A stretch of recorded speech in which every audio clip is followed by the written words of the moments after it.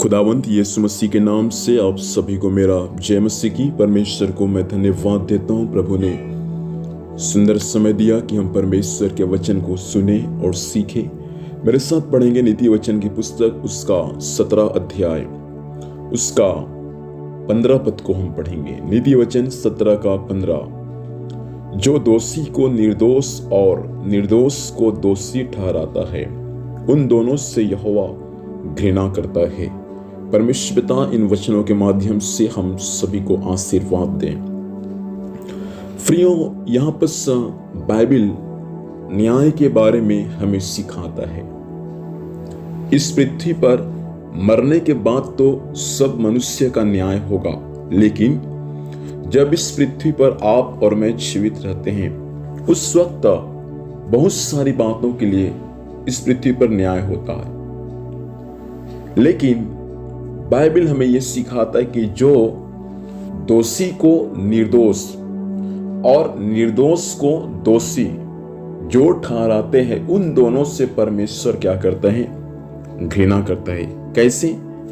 ऊपर में लिखा है 14 पद में, झगड़े का आरंभ बांध के छेद के समान है, झगड़ा बढ़ने से पहले उसको छोड़ देना उचित है।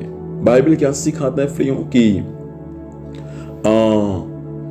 जब आपस में झगड़ा होता है, जब आपस में लड़ाई होता है, उस वक्त बाइबल सिखाता है कि झगड़े का शुरुआत बांध के छेद के समान है।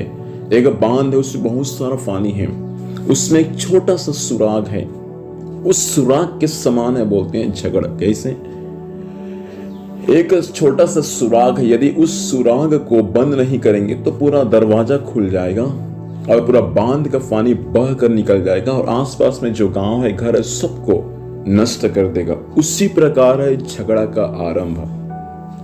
तो झगड़ा बढ़ने से पहले झगड़ा को छोड़ देना उचित है, ये बाइबल हमें सिखाता है। लेकिन उसके बाद झगड़ा के समय जब हमारा बात न्याय के ऊपर जाता है, दोष लगाने के ऊपर जाता है, उस समय 15 पद में जो बातें लिखा है, उसी विषय में बातें लिखा है कि जो दोषी को निर्दोष ठहराएगा और जो निर्दोष को दोषी ठहराएगा, वो किसी प्रकार से माफ नहीं किया जाएगा।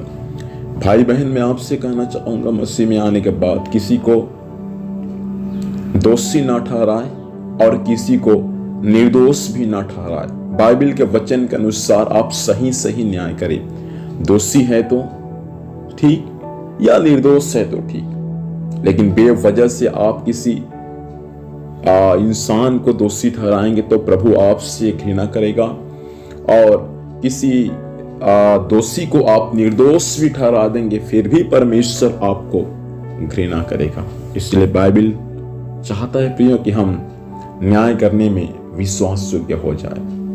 मुंह देखा हम न्याय ना करें, धनी का हम न्याय मुंह देख कर ना करें, और ना किसी अनाथ और गरीब का न्याय हम ऐसा करें। बाइबल हमें सिखाता है कि न्याय करने में हमको विश्वास योग्य बनना है। इसलिए बाइबल साफ साफ कहता है, जो दोषी को निर्दोष और निर्दोष को दोषी ठहराएगा और किसी रीति से माफ नहीं किया जाएगा। इससे आइए आंखों को बंद करें, हम प्रभु से प्रार्थना करेंगे। प्रभु सहायता कर, मैं इन बातों को बार बार आज कहा प्रभु जी कि हम दोषी को निर्दोष ना ठहराए और निर्दोष को दोषी ना ठहराए। ठीक से प्रभु जी हम न्याय करने वाले बन जाए। आज दिन भर संभालना प्रभु, प्रिय भाई बहनों पर, माता पिताओं पर, वचन सुनने वाले सब पर आपकी बड़ी आशीष सुने पाए। पिता परमेश्वर, जितने बीमार की अवस्था में है वो चंगा होने पाए, जितने प्रभु विश्वास में कमजोर है उनको मजबूत कर पिता, और सभी का जीवन प्रभु आप में आशीषित होने में सहायता कीजिएगा।